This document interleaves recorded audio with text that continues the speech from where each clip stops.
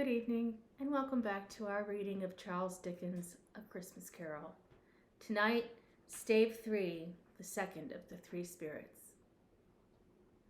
Awaking in the middle of a prodigiously tough snore and sitting up in bed to get his thoughts together, Scrooge had no occasion to be told that the bell was again upon the stroke of 1. He felt that he was restored to consciousness in the right nick of time for the especial purpose of holding a conference with the second messenger dispatched to him through Jacob Marley's intervention. But finding that he turned uncomfortably cold when he began to wonder which of his curtains this new spectre would draw back, he put them every one aside with his own hands, and lying down again, established a sharp lookout all round the bed. For he wished to challenge the spirit on the moment of its appearance, and did not wish to be taken by surprise and made nervous.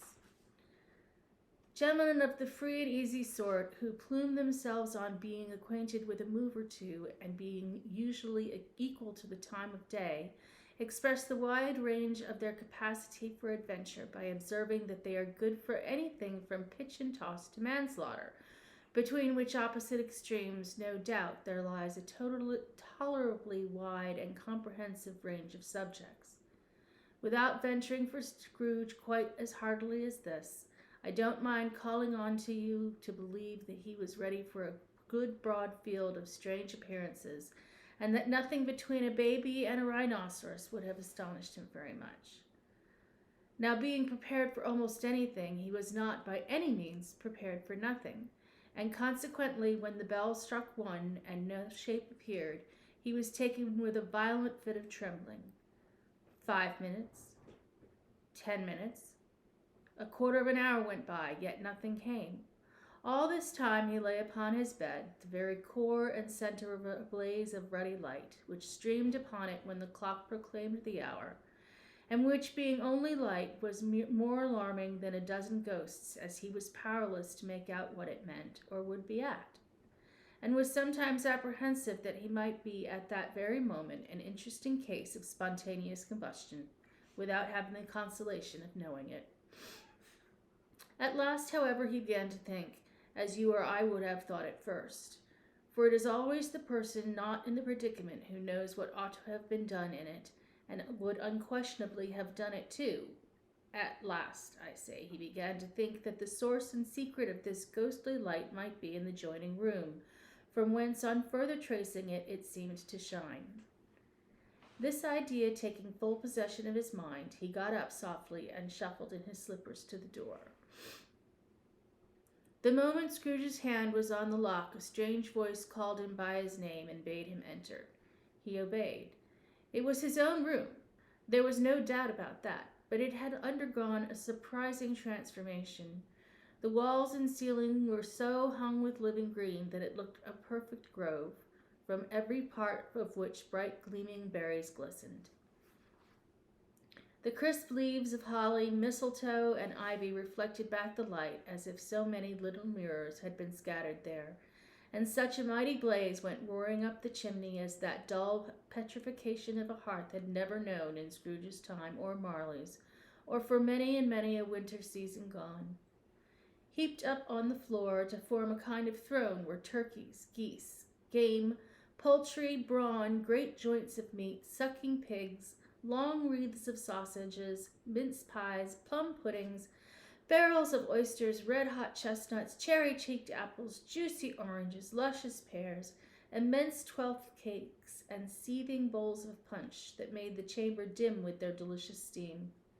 In easy state upon this couch there sat a jolly giant, glorious to see, who bore a glowing torch in shape not unlike Plenty's horn, and held it up high to shed its light on Scrooge as he came peeping round the door.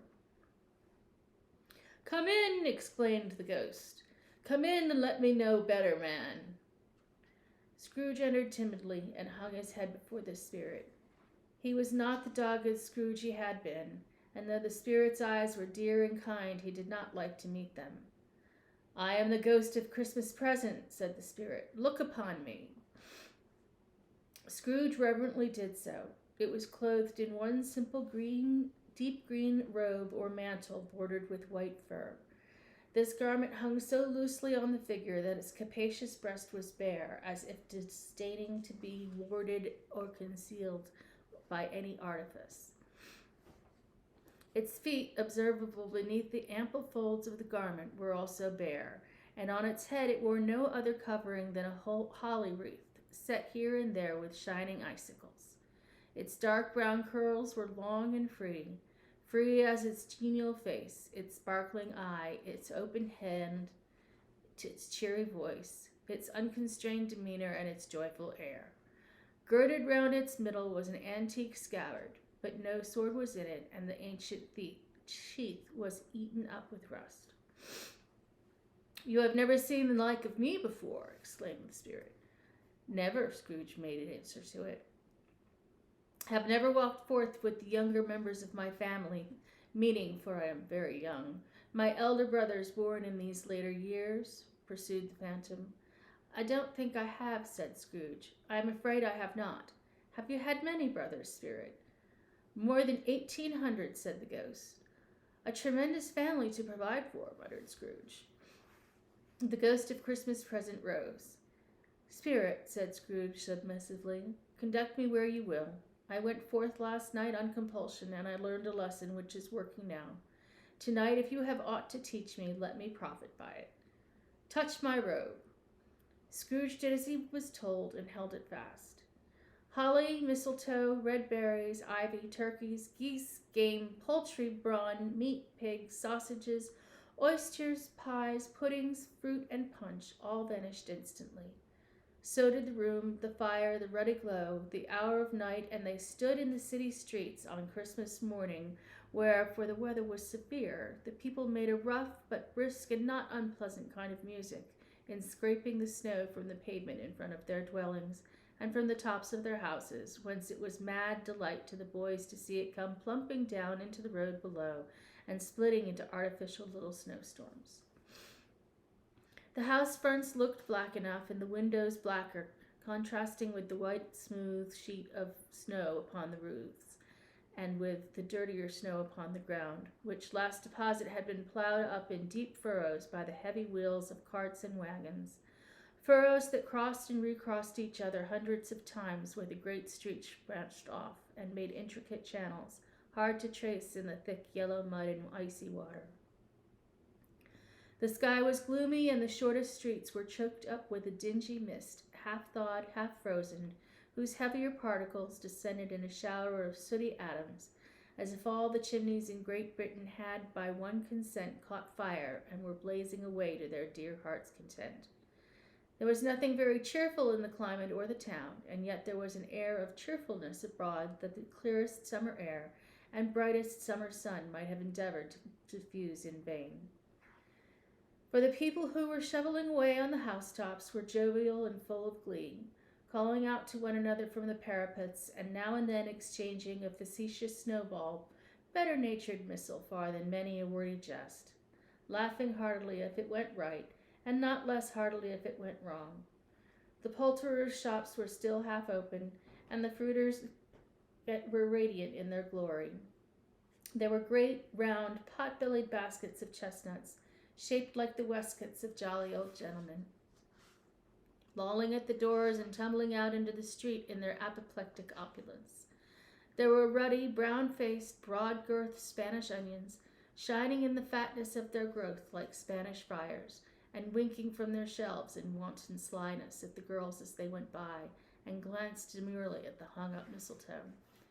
There were pears and apples clustered high in blooming pyramids. There were bunches of grapes made in the shopkeeper's benevolence to dangle from conspicuous hooks that people's mouths might water gratis as they passed. There were piles of filberts, mossy and brown, recalling in their fragrance ancient walks among the woods and pleasant shufflings ankle-deep through withered leaves. There were Norfolk pippins, squat and swarthy, setting off the yellow of the oranges and lemons, and in the great compactness of their juicy persons, urgently entreating and beseeching to be carried home in paper bags and eaten for dinner. The very gold and silver fish set forth among these choice fruits in a bowl, though members of a dull and stagnant blooded race, appeared to know that there was something going on, and to a fish went gasping round and round their little world in slow and passionless excitement.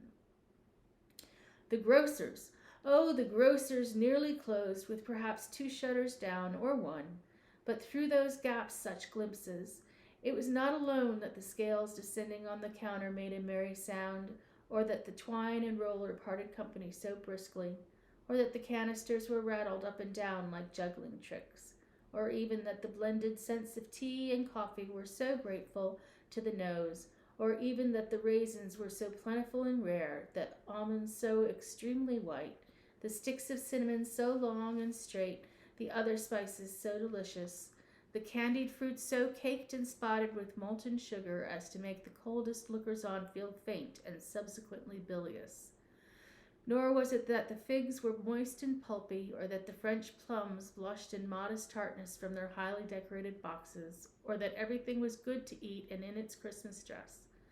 But the customers were all so hurried and so eager in the hopeful promise of the day that they tumbled up against each other at the door, crashing their wicker baskets wildly, and left their purchases upon the counter and came running back to fetch them, and committed hundreds of the like mistakes, in the best humor possible, while the grocer and his people were so frank and fresh that the polished hearts with which they fastened their aprons behind might have been their own, worn outside for general inspection, and for Christmas daws to peck at if they chose. But soon the steeples called good people all to church and chapel, and away they came, flocking through the streets in their best clothes and with their gayest faces. And at the same time there emerged from scores of by-streets, lanes, and nameless turnings innumerable people carrying their dinners to the bakers' shops. The sight of these poor revelers appeared to interest the spirit very much, for he stood with Scrooge beside him in a baker's doorway, and taking off the covers of their bearers as their bearers passed, sprinkled incense on their dinners from his torch. And it was a very unkind of torch, for once or twice when there were angry words between some dinner carriers who had jostled each other, he shed a few drops of water on them from it, and their good humor was restored directly. For they said it was a shame to quarrel upon Christmas Day, and so it was. God love it, so it was. In time the bells ceased and the bakers were shut up, and yet there was a genial shadowing forth of all these dinners, and the progress of their cooking in the thawed blotch of wet above each baker's oven, where the pavement smoked as if its stones were cooking too. Is there a peculiar flavor in what you sprinkle from your torch? Asked Scrooge. There is, my own. Would it apply to any kind of dinner on this day? Asked Scrooge. To any kindly given, to a poor one most. Why to a poor one most? Asked Scrooge. Because it needs it most. Spirit, said Scrooge after a minute's thought, I wonder you, if all the beings in the many worlds about us should desire to cramp these people's opportunities of innocent enjoyment. Aye, cried the spirit, you would deprive them of their means of dining every seventh day, often the only day on which they can be said to dine at all, said Scrooge, wouldn't you? Aye, cried the spirit, you seek to close these places on the seventh day, and it comes to the same thing. I seek, exclaimed the spirit. Forgive me if I am wrong. It has been done in your name, or at least in that of your family, said Scrooge. There are some upon this earth of yours, returned the spirit, who lay claim to know us, and who do their deeds of passion, pride, ill will, hatred, envy, bigotry, and selfishness in our name, who are as strange to us and all our kith and kin as if they had never lived. Remember that, and charge their doings on themselves, not us. Scrooge promised that he would, and they went on invisible as they had been before into the suburbs of the town. It was a remarkable quality of the ghost, which Scrooge had observed at the baker's, that notwithstanding his gigantic size, he could accommodate himself to any place with ease, and that he stood beneath a low roof quite as gracefully and like a supernatural creature as it was possible he could have done in any lofty hall. And perhaps it was the pleasure the good spirit had in showing off this power of his, or else it was his own kind, generous, hearty nature, and his sympathy with all poor men, that led him straight to Scrooge's clerk's. For there he went, and took Scrooge with him, holding to his robe, and on the threshold of the door the spirit smiled, and stopped to bless Bob Cratchit's dwelling with the sprinkles of his torch. Think of that! Bob had but 15 bob a week himself. He pocketed on Saturdays but 15 copies of his Christian name, and yet the ghost of Christmas present blessed his four-roomed house. Then up rose Mrs. Cratchit, Cratchit's wife, dressed out poorly in a twice-turned gown, but brave in ribbons, which are cheap, and make a goodly show for sixpence. And she laid the cloth, assisted by Belinda Cratchit, second of her daughters, also brave in ribbons, while Master Peter Cratchit plunged a fork into the saucepan of potatoes, and getting the corners of his monstrous shirt collar, Bob's private property conferred upon his son and heir in honor of the day, into his mouth, rejoiced to find himself so gallantly attired, and yearned to show his linen in the fashionable parks. And now 2 smaller Cratchits, boy and girl, came tearing in, screaming that outside the baker's they had smelt the goose, and known it for their own, and basking in luxurious thoughts of sage and onions, these young Cratchits danced about the table, and exalted Master Peter Cratchit to the skies, while he, not proud, although his collars nearly choked him, blew the fire until the slow potatoes, bubbling up, knocked loudly at the saucepan lid to be let out and peeled. "What has ever got your precious father, then?" said Mrs. Cratchit, "and your brother, Tiny Tim? And Martha warn't as late last Christmas Day by half an hour." "Here's Martha, mother," said a girl, appearing as she spoke. "Here's Martha!" cried the 2 young Cratchits. "Hurrah! There's such a goose, Martha!" "Why, bless your heart alive, my dear, how late you are," said Mrs. Cratchit, kissing her a dozen times, and taking off her shawl and bonnet for her with officious zeal. "We'd had a deal of work to finish up last night," replied the girl, "and had to clear away this morning, mother." "Well, never mind, so long as you are come," said Mrs. Cratchit.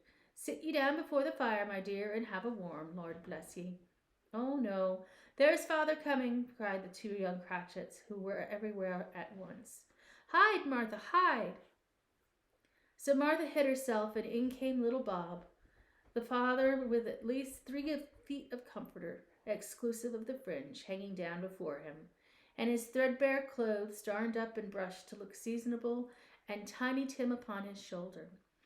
Alas, for Tiny Tim, he bore a little crutch, and had his limbs supported by an iron frame. "Why, where's our Martha?" said Bob Cratchit. "Not coming," said Mrs. Cratchit. "Not coming," said Bob, with a sudden declension in his high spirits, for he had been Tim's blood horse all the way from church, and had come home rampant. "Not coming upon Christmas Day." Martha didn't like to see him disappointed, if it were only in joke, so she came out prematurely from behind the closet door, and ran into his arms, while the 2 young Cratchits hustled Tiny Tim and bore him off into the wash-house, that he might hear the pudding singing in the copper. Martha didn't like to see him disappointed, if it were only in joke, so she came out prematurely from behind the closet door, and ran into his arms, while the 2 young Cratchits hustled Tiny Tim and bore him off into the wash-house, that he might hear the pudding singing in the copper. "And how did little Tim behave?" asked Mrs. Cratchit, when she had rallied Bob on his credulity, and Bob had hugged his daughter to his heart's content. "As good as gold," said Bob, "and better. Somehow he gets thoughtful, sitting by himself so much, and thinks the strangest things you ever heard. He told me coming home that he hoped that people saw him in the church, because he was a cripple, and it might be pleasant to them to remember upon Christmas Day who made lame beggars walk and blind men see." Bob's voice was tremulous when he told them this, and trembled more when he said that Tiny Tim was growing strong and hearty. His active little crutch was heard upon the floor, and back came Tiny Tim before another word was spoken, escorted by his brother and sister to his stool beside the fire, and while Bob, turning up his cuffs as if, poor fellow, they were capable of being made more shabby, compounded some hot mixture in a jug with gin and lemons, and stirred it round and round, and put it on the hob to simmer, Master Peter and the 2 ubiquitous young Cratchits went to fetch the goose, with which they soon returned in high procession. Such a bustle ensued that you might have thought a goose the rarest of all birds, a feathered phenomenon to which a black swan was a matter of course, and in truth it was something very like that in its house. Mrs. Cratchit made the gravy, ready beforehand in the little saucepan, hissing hot. Master Peter mashed the potatoes with incredible vigor. Miss Belinda sweetened up the applesauce. Martha dusted the hot plates. Bob took Tiny Tim beside him in a tiny corner at the table. The two young Cratchits set chairs for everybody, not forgetting themselves, and mounting guard upon their posts, crammed spoons into their mouths, lest they should shriek for goose before their turn came to be helped. At last the dishes were set on, and grace was said. It was succeeded by a breathless pause, as Mrs. Cratchit, looking slowly all along the carving knife, prepared to plunge it in the breast. But when she did, and when the long-expected gush of stuffing issued forth, one murmur of delight arose all round the board, and even Tiny Tim, excited by the two young Cratchits, beat on the table with the handle of his knife, and feebly cried, "Hurrah!"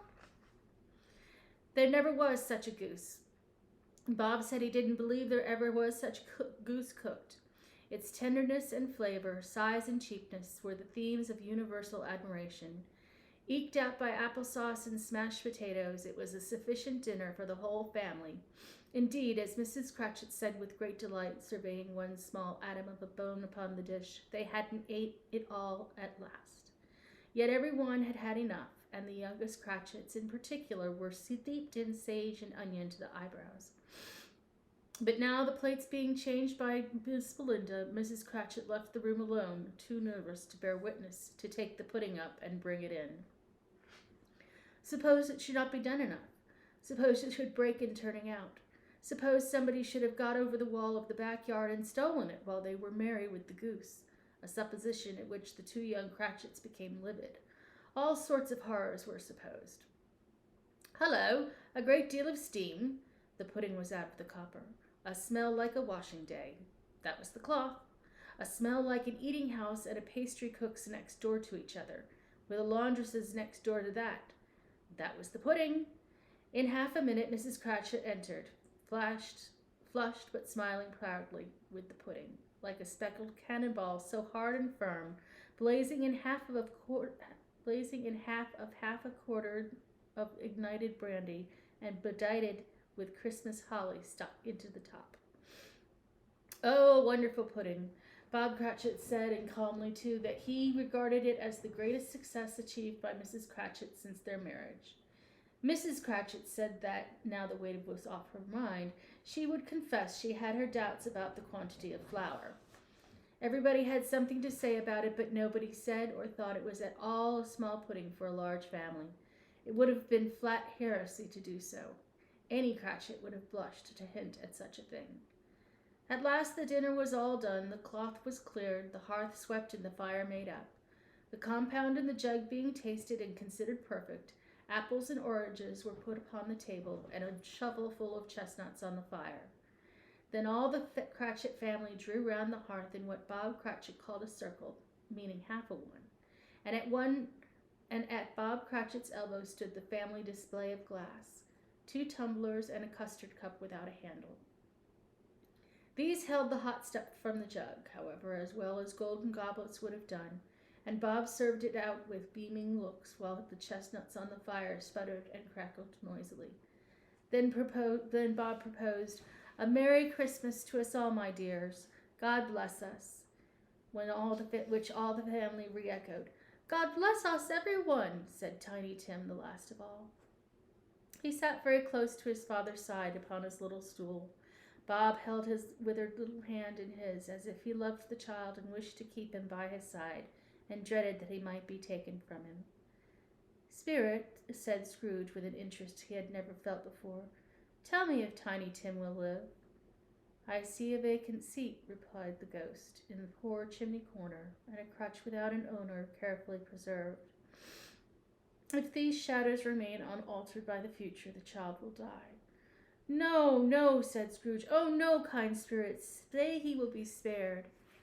"If these shadows remain unaltered, the future none other of my race," returned the ghost, "will find him here."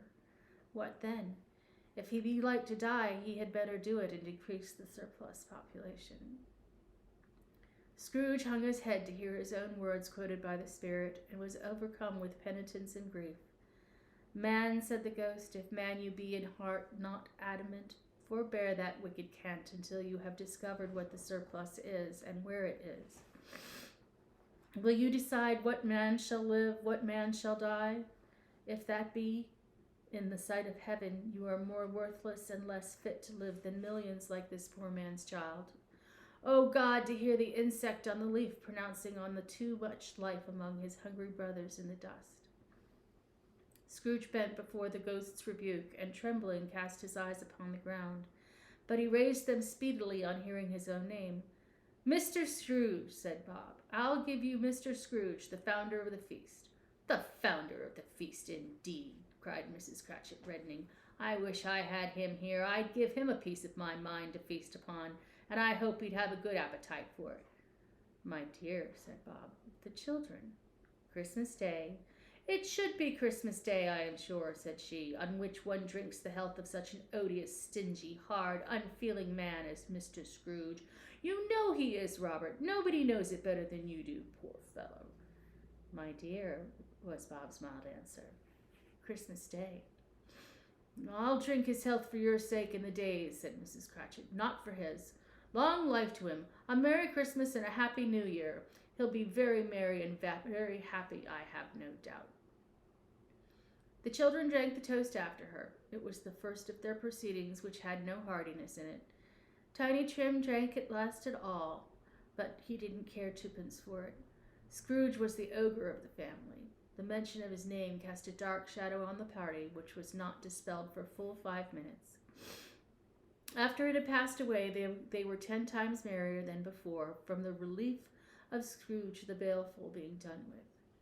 Bob Cratchit told them how he had a situation in his eye for Master Peter, which would bring in, if obtained, full 5 and 6 pence weekly. The 2 young Cratchits laughed tremendously at the idea of Peter's being a man of business, and Peter himself looked thoughtfully at the fire from between his collars, as if he were deliberating what particular investments he should favor when he came into the receipt of that bewildering income. Martha, who was a poor apprentice at a milliner's, then told them what kind of work she had to do, and how many hours she worked at a stretch, and how she meant to lie abed tomorrow morning for a good long rest, tomorrow being a holiday she passed at home. Also how she had seen a countess and a lord some days before, and how the lord was much about as tall as Peter, at which Peter pulled up high his collar that you couldn't have seen his head if you had been there. All this time the chestnuts and the jug went round and by they had a song about a lost child traveling in the snow from Tiny Tim, who had a plaintive little voice and sang it very well indeed. There was nothing of high mark in this. They were not a handsome family. They were not well dressed. Their shoes were far from being waterproof. Their clothes were scanty, and Peter might have known, and very likely did, the inside of a pawnbroker's. But they were happy, grateful, pleased with one another, and contented with the time. And when they faded and looked happier yet in the bright sprinklings of the Spirit's torch at parting, Scrooge had his eye upon them, and especially on Tiny Tim, until the last. By this time it was getting dark and snowing pretty heavily, and as Scrooge and the Spirit went along the streets, the brightness of the roaring fires in kitchens, parlors, and all sorts of rooms was wonderful. Here the flickering of the blaze showed preparations for a cozy dinner, with hot plates baking through and through before the fire, and deep red curtains ready to be drawn to shut out cold and darkness. There all the children of the house were running out into the snow to meet their married sisters, brothers, cousins, uncles, aunts, and to be the first to greet them. Here again were shadows on the window blinds of guests assembling, and there a group of handsome girls, all hooded and fur-booted, and all chattering at once, tripped lightly off to some near neighbor's house, where woe upon the single man who saw them enter, artful witches, well they knew it, in a glow. But if you had judged from the numbers of people on their way to friendly gatherings, you might have thought that no one was at home to give them welcome when they got there, instead of every house expecting company and piling up its fire half chimney high. Blessings on it, how the ghost exulted, how it bared its breath of best, and opened its capricious palm and floated on, outpouring with a generous hand its bright and harmless mirth on everything within its reach. The very lamplighter who ran on before, dotting the dusky street with specks of light, and who was dressed to spend the evening somewhere, laughed out loudly as the spirit passed, though little kenned the lamplighter that he had any company but Christmas. And now, without a word of warning from the ghost, they stood upon a bleak and desert moor where monstrous masses of rude stone were cast about, as though it were the burial place of giants, and water spread itself wheresoever it listed, or would have done so but for the frost that held it prisoner. And nothing grew but moss and furze and coarse rank grass. Down in the west the setting sun had left a streak of fiery red, which glared upon the desolation for an instant, like a sullen eye, and frowning lower, lower, lower yet, was lost in the thick gloom of darkest night. "What place is this?" asked Scrooge. "A place where miners live, who labor in the bowels of the earth," returned the spirit. "But they know me, see?" A light shone from the window of a hut, and swiftly they advanced toward it. Passing through the wall of mud and stone, they found a cheerful company assembled round a glowing fire. An old man and a woman, with their children and their children's children, and another generation beyond that, all decked out gaily in their holiday attire. The old man, in a voice that seldom rose above the howling of the wind upon the barren waste, was singing them a Christmas song. It had been a very old song when he was a boy, and from time to time they all joined in with him on the chorus. So surely as they raised their voices, the old man got quite blithe and loud, and so surely as they stopped, his vigor sank again. The spirit did not tarry here, but bade Scrooge hold his robe, and passing on above the moor, sped whither? Not to sea. To see, to Scrooge's horror, looking back he saw the last of the land, a frightful range of rocks behind them, and his ears were deafened by the thundering of water as it rolled and roared and raged among the dreadful caverns it had worn and fiercely tried to undermine the earth. Built upon a dismal reef of sunken rocks, some league or so from shore, on which the waters chafed and dashed the wild year through, there stood a solitary lighthouse. Great heaps of seaweed clung to its base, and storm birds, born of the wind one might suppose, as seaweed of the water, rose and fell about it like the waves they skimmed. But even here, two men who watched the light had made a fire, that through the loophole in the thick stone wall shed out a ray of brightness on the awful sea. Joining their horny hands over the rough table at which they sat, they wished each other Merry Christmas in their can of grogs. And one of them, the elder too, with his face all damaged and scarred with hard weather, as the figurehead of an old ship might be, struck up a sturdy song that was like a gale in itself.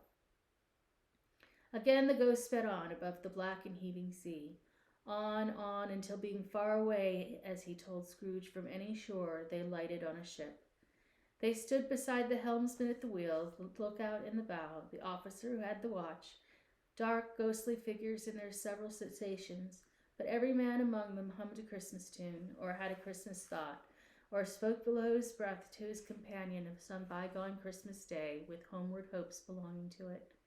And every man on board, waking or sleeping, good or bad, had had a kinder word for another on that day than on any day in the year, and had shared to some extent in its festivities, and had remembered those he cared for at a distance, and had known that they delighted to remember him. It was a great surprise to Scrooge, while listening to the moaning of the wind, and thinking what a solemn thing it was to move on through the lonely darkness over an unknown abyss, whose depths were secrets as profound as death. It was a great surprise to Scrooge, while thus engaged, to hear a hearty laugh. It was a much greater surprise to Scrooge to recognize it as his own nephew's, and to find himself in a bright, dry, gleaming room, with the spirit standing smiling by his side, and looking at that same nephew with approving affability. "Ha ha!" laughed Scrooge's nephew. "Ha ha ha! If you should happen by any unlikely chance to know a man more blessed in a laugh than Scrooge's nephew, all I can say is, I should like to know him too. Introduce him to me, and I'll cultivate his acquaintance." It is a fair, even-handed, noble adjustment of things, that while there is infection and disease and sorrow, there is nothing in the world so irresistibly contagious as laughter and good humor. When Scrooge's nephew laughed in this way, holding his sides, rolling his head, and twisting his face into the most extravagant contortions, Scrooge's niece, by marriage, laughed as heartily as he, and their assembled friends, being not a bit behindhand, roared out lustily, "Ha ha ha ha ha ha!" "He said that Christmas was a humbug, as I live," cried Scrooge's nephew. "He believed it, too." "More shame for him, Fred," said Scrooge's niece indignantly. "Bless those women, they never do anything by halves. They are always in earnest." She was very pretty, exceedingly pretty, with a dimpled, surprised-looking capital face, a ripe little mouth that seemed made to be kissed, as no doubt it was, all kinds of good little dots about her chin that melted into one another when she laughed, and the sunniest pair of eyes you ever saw in any little creature's head. Altogether, she was what you would have called provoking, you know, but satisfactory too. Oh, perfectly satisfactory. "He's a comical old fellow," said Scrooge's nephew. "That's the truth, and not so pleasant as he might be. However, his offenses carry their own punishment, and I have nothing to say against him." "I'm sure he is very rich," hinted Scrooge's niece. "At least you always tell me so." "What of that, my dear?" said Scrooge's nephew. "His wealth is of no use to him. He don't do any good with it. He don't make himself comfortable with it. He hasn't the satisfaction of thinking, ha ha ha, that he is ever going to benefit us with it." "I have no patience with him," observed Scrooge's niece. Scrooge's niece's sisters and all the other ladies expressed the same opinion. "Oh, I have," said Scrooge's nephew. "I am sorry for him. I couldn't be angry with him if I tried. Who suffers but his ill whims? Himself always. Here he takes it into his head to dislike us, and he won't come and dine with us. What's the consequence? He don't lose much of a dinner." "Indeed, I think he loses a very good dinner," interrupted Scrooge's niece. Everybody else said the same, and they must be allowed to have been competent judges because they had just had dinner, and with the dessert upon table, they were clustered around the fire by lamplight. "Well, I'm very glad to hear it, because I haven't great faith in these young housekeepers. What do you say, Tupper?" Topper had clearly got his eye upon one of Scrooge's niece's sisters, for he answered that a bachelor was a wretched outcast who had no right to express an opinion on the subject. Whereat Scrooge's niece's sister, the plump one with the lace tucker, not the one with the roses, blushed. "Do go on, Fred," said Scrooge's niece, clapping her hands. "He never finishes what he begins to say. He is such a ridiculous fellow." Scrooge's nephew revelled in another laugh, and as it was impossible to keep the infection off, though the plump sister tried hard to do it with aromatic vinegar, his example was unanimously followed. "I was only going to say," said Scrooge's nephew, "that the consequences of his taking a dislike to us and not making merry with us is, as I think, that he loses some pleasant moments which could do him no harm. I am sure he loses pleasanter companions than he can find in his own thoughts, either in his mouldy office or his dusty chambers. I mean to give him the same chance every year, whether he likes it or not, for I pity him. He may rail at Christmas till he dies, but he can't help thinking better of it. I defy him if he finds me going there in good temper year after year and saying, 'Uncle Scrooge, how are you?' If it only puts him in the vein to leave his poor clerk £50, that's something, and I think I shook him yesterday." It was their turn to laugh now at the notion of his shaking Scrooge, but being thoroughly good-natured and not much caring what they laughed at, so that they laughed at any rate, he encouraged them in their merriment and passed the bottle joyously. After tea they had some music, for they were a musical family, and knew what they were about when they sung a glee or catch, I can assure you, especially Topper, who could growl away in the bass like a good one, and never swell the large veins in his forehead, or get red in the face over it. Scrooge's niece played well upon the harp, and played among other tunes a simple little air, a mere nothing, you might learn to whistle it in 2 minutes, which had been familiar to the child who fetched Scrooge from the boarding school, as he had been reminded by the ghost of Christmas past. When this strain of music sounded, all the things the ghost had shown him came upon his mind. He softened more and more, and thought that if he could ever listen to it often years ago, he might have cultivated the kindness of life for his own happiness with his own hands, without resorting to the sexton's spade that buried Jacob Marley. But they didn't devote the whole evening to music. After a while they played at forfeits, for it is good to be children sometimes, and never better than at Christmas, when its mighty founder was a child himself. Stop! There was the first game at Blindman's Bluff. Of course there was. And I no more believe Topper was really blind than I believe he had eyes in his boots. My opinion is that it was a done thing between him and Scrooge's nephew, and that the ghost of Christmas present knew it. The way he went after that plump sister and the lace tucker was an outrage on the credulity of human nature, knocking down the fire irons, tumbling over the chairs, bumping up against the piano, smothering himself amongst the curtains. Wherever she went, there went he. He always knew where the plump sister was. He wouldn't catch anybody else. If you had fallen up against him, as some of them did on purpose, he would have made a feint of endeavoring to seize you, which would have been an affront to your understanding, and would instantly have sidled off in the direction of the plump sister. She often cried out that it wasn't fair, and it really was not. But when at last he caught her, when in spite of all her silken rustlings and her rapid flutterings past him, he got her into a corner whence there was no escape. Then his conduct was most execrable. For his pretending not to know her, his pretending that it was necessary to touch her headdress, and further to assure himself of her identity by pressing a certain ring upon her finger and a certain chain about her neck, was vile, monstrous. No doubt she told him her opinion of it when, another blind man being in office, they were so very confidential together behind the curtains. Scrooge's niece was not one of the Blindman's Bluff party, but was made comfortable with a large chair and a footstool in a snug corner where the ghost and Scrooge were close behind her. But she joined in the forfeits and loved her love to admiration with all the letters of the alphabet.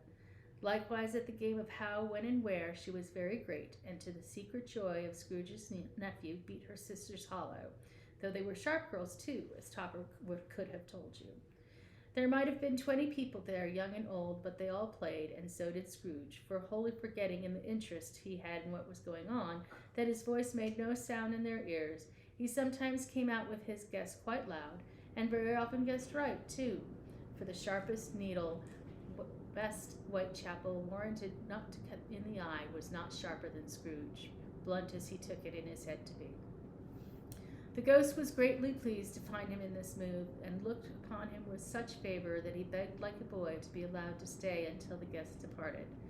But this the spirit said could not be done. Here is a new game, said Scrooge. 1/2 hour, spirit, only one.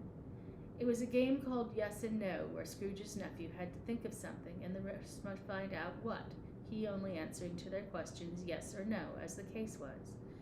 The brisk fire of questioning to which he was exposed elicited from him that he was thinking of an animal, a live animal, rather a disagreeable animal, a savage animal, an animal that growled and grunted sometimes, and talked sometimes, and lived in London, and walked about the streets, and wasn't made a show of, and wasn't led by anybody, and didn't live in a menagerie, and was never killed in a market, and was not a horse, or an ass, or a cow, or a bull, or a tiger, or a dog, or a pig, or a cat, or a bear. At every fresh question that was put to him, this nephew burst into a fresh roar of laughter, and was so inexpressibly tickled that he was obliged to get up off the sofa and stamp. At last the plump sister, falling into a similar state, cried out, "I have found it out! I know what it is, Fred! I know what it is!" "What is it?" cried Fred. "It's your Uncle Scrooge!" Which it certainly was. Admiration was the universal sentiment, though somebody objected that the reply to "Is it a bear?" ought to have been yes, inasmuch as an answer in the negative was sufficient to have diverted their thoughts from Mr. Scrooge, supposing they had ever had any tendency that way. "He has given us plenty of merriment, I am sure," said Fred, "and it would be ungrateful not to drink his health. Here is a glass of mulled wine ready to our hand at the moment, and I say, Uncle Scrooge." "Well, Uncle Scrooge," they cried, "a Merry Christmas and a Happy New Year to the old man, whatever he is," said Scrooge's nephew. "He wouldn't take it from me, but may he have it nevertheless. Uncle Scrooge." Uncle Scrooge had imperceptibly become so gay and light of heart that he would have pledged the unconscious company in return, and thanked them in an inaudible speech if the ghost had given him time.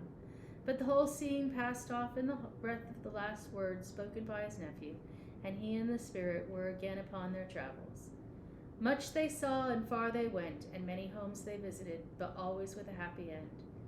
The spirit stood beside sick beds, and they were cheerful. On foreign lands, and they were close at home. By struggling men, and they were patient in their greater hope. By poverty, and it was rich. In almshouse, hospital, and jail, in misery's every refuge, where vain man in his little brief authority had not made fast the door, and barred the spirit out, he left his blessing, and taught Scrooge his precepts. It was a long night, if it were only a night, but Scrooge had his doubts of this, because the Christmas holidays appeared to be condensed into the space of time they passed together.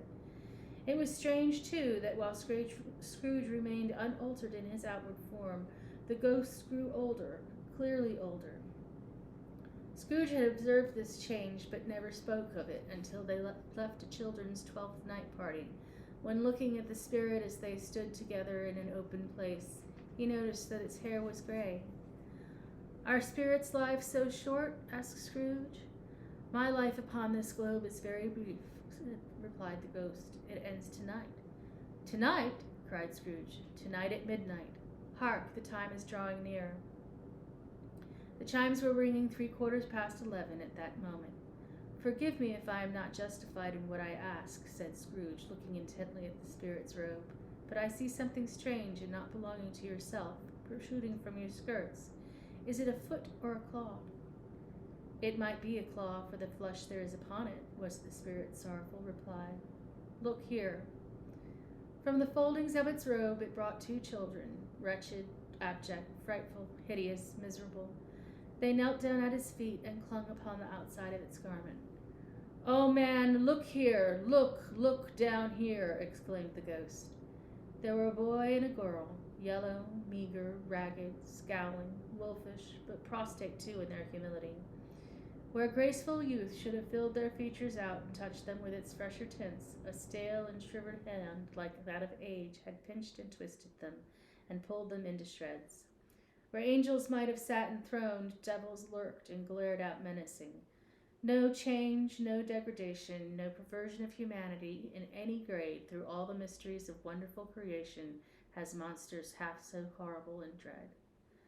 Scrooge started back appalled. Having them shown to him in this way, he tried to say they were fine children, but the words choked themselves, rather than be parties to a lie of such enormous magnitude.